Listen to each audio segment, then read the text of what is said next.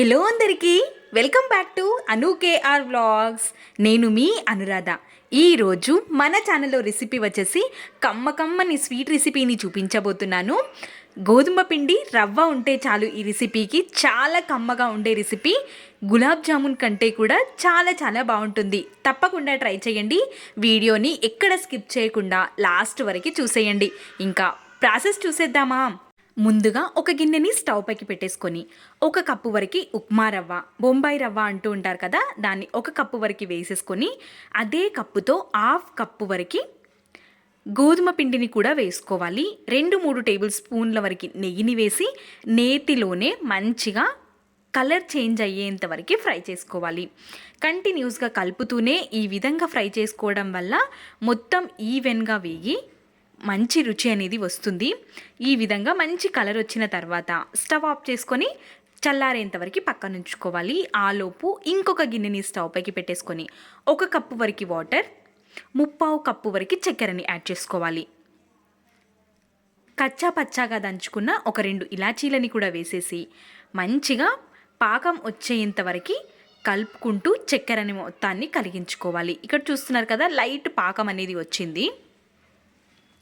ఈ విధంగా స్టిక్కీగా ఉన్నప్పుడు స్టవ్ ఆఫ్ చేసుకొని పక్కన ఉంచుకోవాలి. ఇప్పుడు గిన్నెని పెట్టేసుకొని స్టవ్ పైకి 2.5 కప్స్ వరకు పాలని వేసుకోవాలి. చిక్కటి పాలని వేసుకుంటే రుచి చాలా బాగుంటుంది. చిటికెడు మాత్రమే ఉప్పు, 1 స్పూన్ వరకు చక్కెరని వేసుకొని చక్కెర కరిగేంత వరకు కలుపుకుంటూ చక్కెరని కరిగించుకోవాలి. చిక్కటి పాలని వేసుకుంటే రుచి చాలా బాగుంటుంది.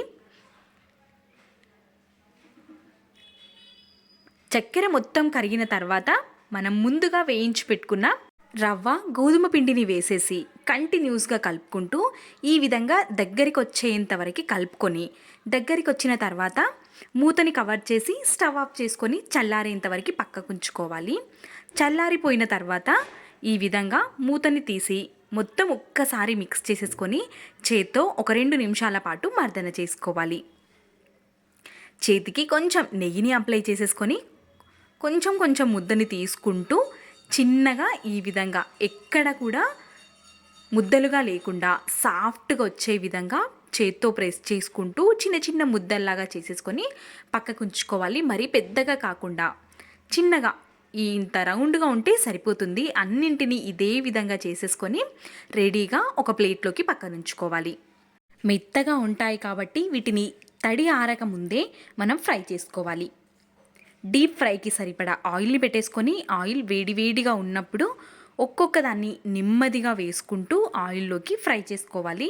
మనం వీటిని ఫ్రై చేస్తున్నప్పుడు ఖచ్చితంగా స్టవ్ ఫ్లేమ్ అనేది మీడియం ఫ్లేమ్లోనే ఉండాలి. అప్పుడే లోపల వరకు వేగి రుచి బాగుంటుంది.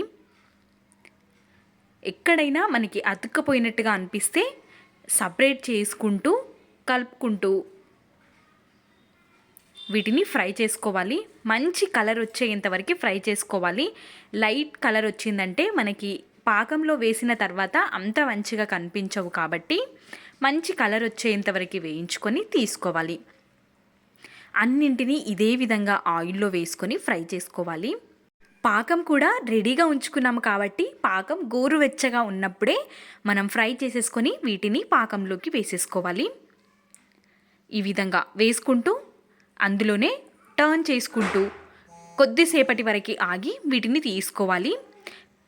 ఇంకా ఫ్రై చేసినవి కూడా ఇందులోనే ఈ విధంగా వెడల్పు లాంటి గిన్నెలో మనం పాకం చేసుకోవడం వల్ల అన్నిటినీ ఒకేసారి పాకంలోకి వేసేసుకోవచ్చు. చూస్తున్నారు కదా, ఇదే విధంగా అన్నిటినీ టర్న్ చేసేసుకొని మధ్యలో టర్న్ చేసుకుంటూ ఒక 10 నిమిషాల పాటు ఇదే విధంగా వదిలేసామంటే సెట్ అయిపోతుంది.